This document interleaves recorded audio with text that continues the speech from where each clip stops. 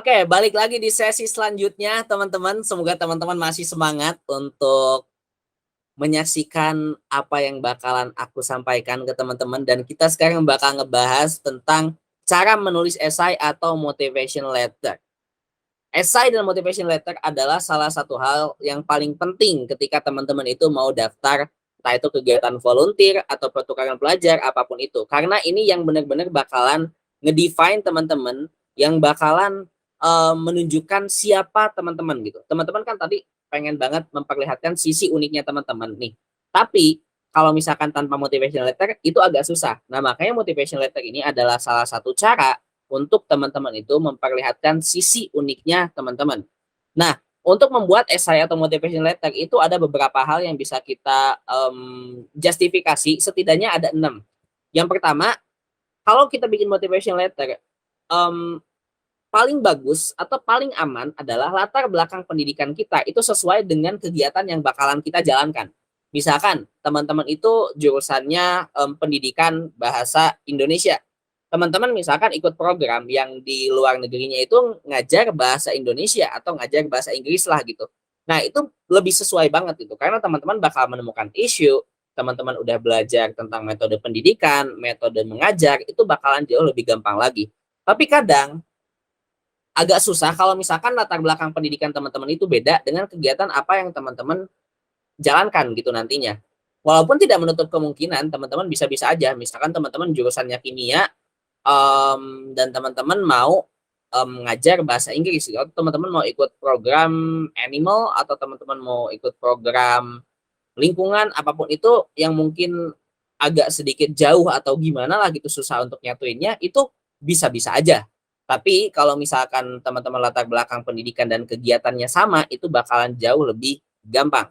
Yang kedua, coba teman-teman gunakan tata bahasa yang baik dan benar. Sekarang itu teman-teman, kalau kita nulis bahasa Inggris, itu ada aplikasi namanya Grammarly. Itu di sana kita bisa otak-atik bahasa Inggris kita yang misalkan kurang bagus. Pokoknya bisa banget di otak-atik sehingga bahasanya itu bakalan bagus.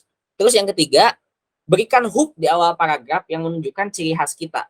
Hook itu salah satu kalimat untuk mengikat gitu, untuk mengikat orang biar tahu, oh kamu tuh ini, oh kamu tuh itu gitu. Kayak misalkan kita lagi kenalan teman-teman, nama kamu siapa? Fauzi. Oh kamu kerjaannya apa? Nah, jelasin misalnya kerjaannya apa.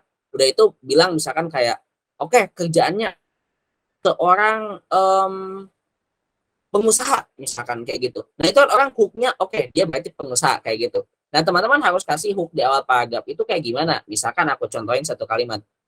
Saya adalah Budi Setiadi, merupakan mahasiswa berprestasi di Universitas Indonesia dan pendiri pendiri komunitas internasional bernama International Youth Community, misalkan kayak gitu.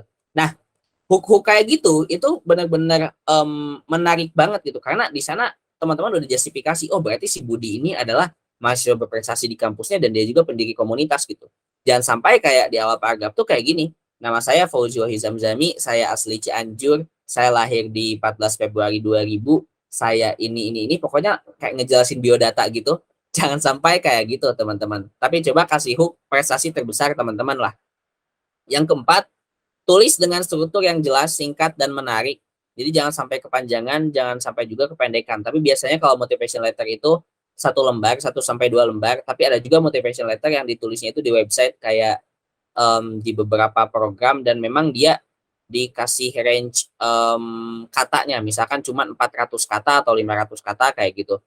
Selanjutnya, jelaskan tujuannya yang singkat, padat, dan jelas. Jadi coba teman-teman kalau mau ikut program tuh coba cari tahu dulu nih tujuan programnya itu apa dan sesuaikan dengan visi misi teman-teman sehingga visi misi teman-teman dan tujuan si programnya ini inline dan di sana bisa masuk tujuannya apa gitu.